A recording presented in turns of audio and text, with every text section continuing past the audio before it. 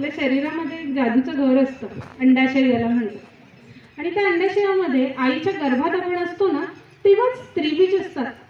अखंड मोठं पॅकेट घेऊन आलेलो असतो आपण, एक एक काढायचं नाही वापरायचं. मुलं कशी चिप्सचं पॅकेट घेऊन बसतात, एक एक खातात, तसं दर महिन्याला आपण एक वापरतो. आणि मग 35, 40, 42 झाल्यानंतर हळूहळू त्याची संख्या कमी व्हायला लागते आणि त्याचं काम जिथे कमी व्हायला लागतं तिथे मग आपल्या पाळीचं चक्र थोडंसं गडबडायला लागतं. साधारणपणे भारतीय स्त्रियांमध्ये वयाचे 45 ते 50 हा पिरियड जो असतो याला मेनोपॉझल एज ग्रुप असं म्हणतात. मेनोपॉझल म्हणजे पाळी जाणाऱ्या पिरियड.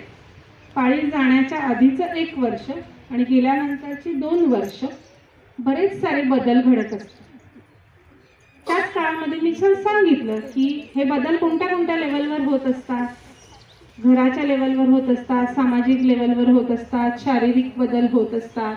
आपल्या शरीरामधले काही काही असे, आता आपण सध्या युक्रेन आणि याच्याबद्दलची जी नावं ऐकतोय ना, अशी ते मला तर बोलता पण येत नाही, त्यातलं ते किवीच लक्षात राहतंय फक्त, किवी खातो म्हणून.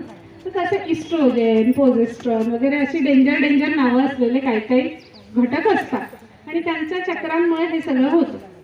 ते जसे जसे कमी व्हायला लागतात, हे इस्ट्रोजन नावाचा एक जादूगार असतो, ABCD मधला ई. तो आपली त्वचा चांगली ठेवण्याचं काम, आपल्या हाडांमध्ये कॅल्शियम धरून ठेवण्याचं काम, आपल्या हृदयाचं काम चांगलं ठेवणं, हे सगळ्या गोष्टी, आपल्याला उत्साह ठेवणं, आपल्या शरीरामध्ये आनंदी हार्मोन्स, आपण आनंदी राहतो आणि दुःखी होतो ह्याच्या मागे सुद्धा हे केमिकल्स, हार्मोन्स काम करत असतात. तर ह्या सगळ्याचा कंट्रोल त्याच्यामध्ये असतो. आणि हा कंट्रोल हळूहळू जसं ईची लेवल कमी व्हायला लागते तसं हा कंट्रोल कमी व्हायला लागतो. आणि म्हणून ह्या पेरिमेनोपॉझल म्हणजे पाळी जाण्याच्या आसपासच्या वयामध्ये आपल्याला जे बदल अनुभवायला मिळतात ते त्याच्यामुळे असतात.